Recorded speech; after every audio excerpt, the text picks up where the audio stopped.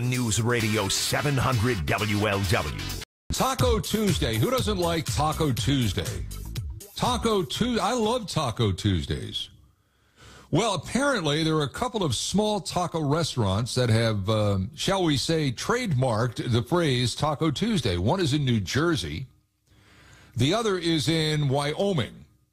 And the restaurant in New Jersey has had the trademark Taco Tuesday since, they claim they came up with Taco Tuesday in 1979. Meanwhile, the restaurant in Wyoming trademarked the registration for Taco Tuesday back to 1989.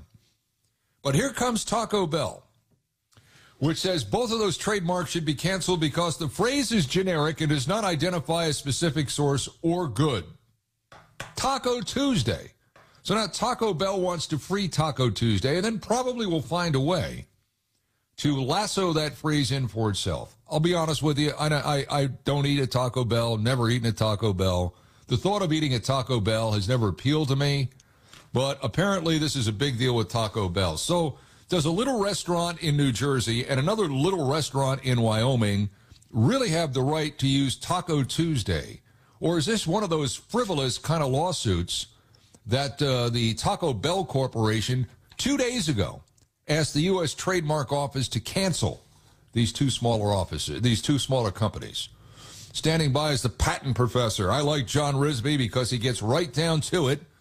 He is also a professor at Nova Southeastern Law School and is the author of a couple of books on patents. But I like John because he brings sense to the senseless. John Rizvi, this seems senseless. What is Taco Bell up to here?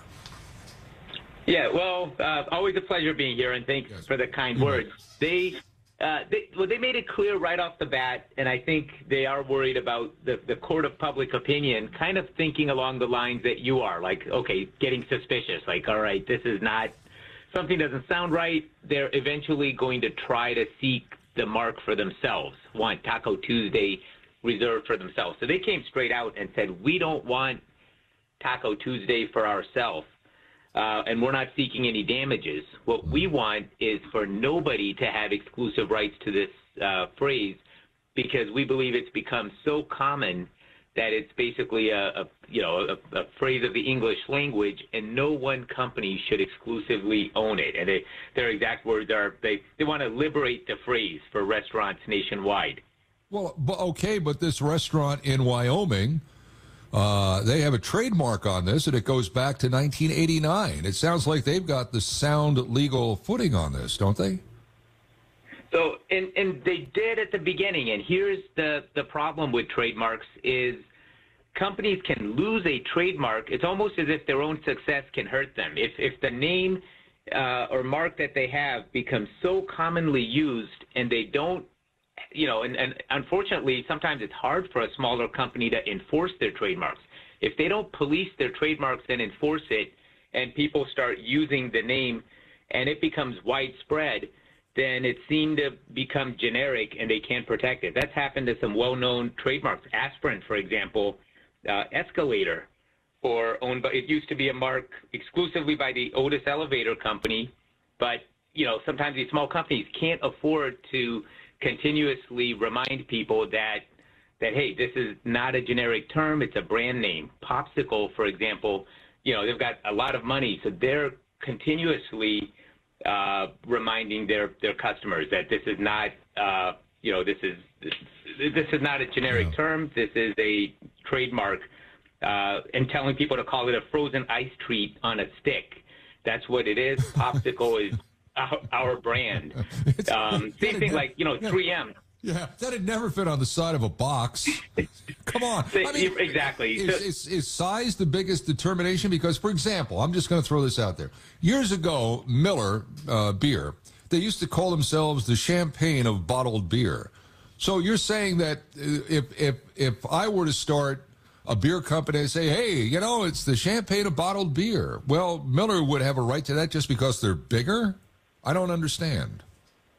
Well, if they file a trademark for it and it's a unique identifier, then it can be their exclusive rights. But then if too many people are using it and they don't enforce the rights, then a court can come in and say, you know what, this no longer is a trademark. It no longer identifies one company. Like thermos might be an example, another example of a trademark that has become generic. At one point, it identified a specific company, and now it's become generic. There's so many of these. Unfortunately, if they don't enforce them, and that's Taco Bell's.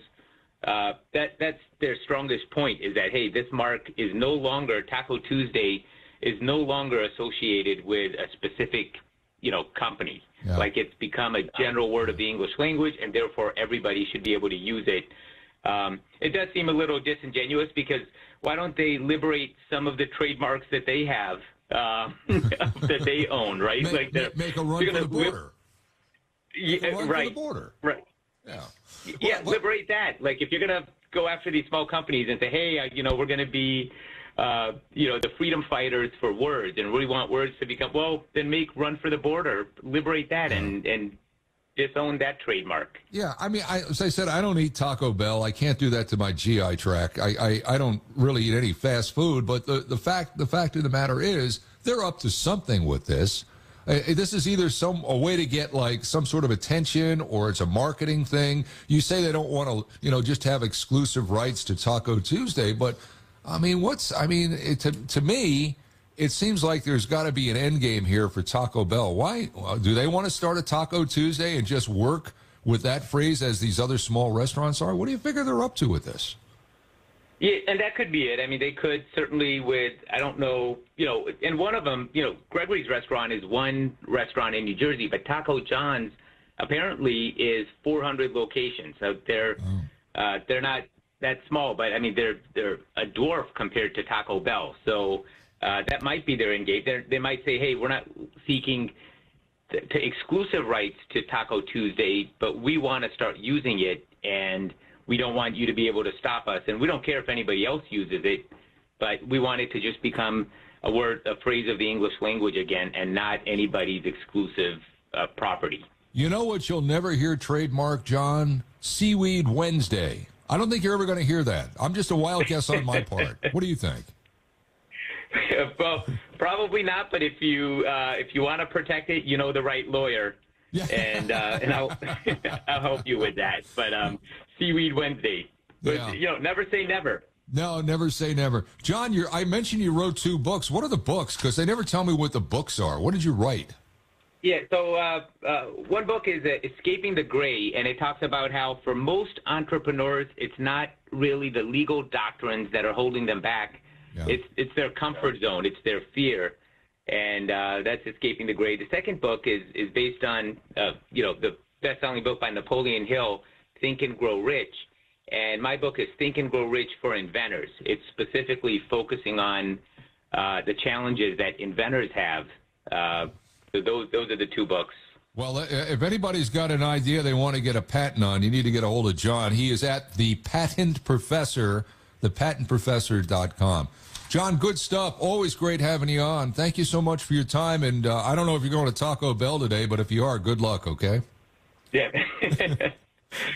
Thank you. I won't go on. I just won't go on a Tuesday. Yeah, that's right. Thank you, John. John Rizvi, the Patent Professor.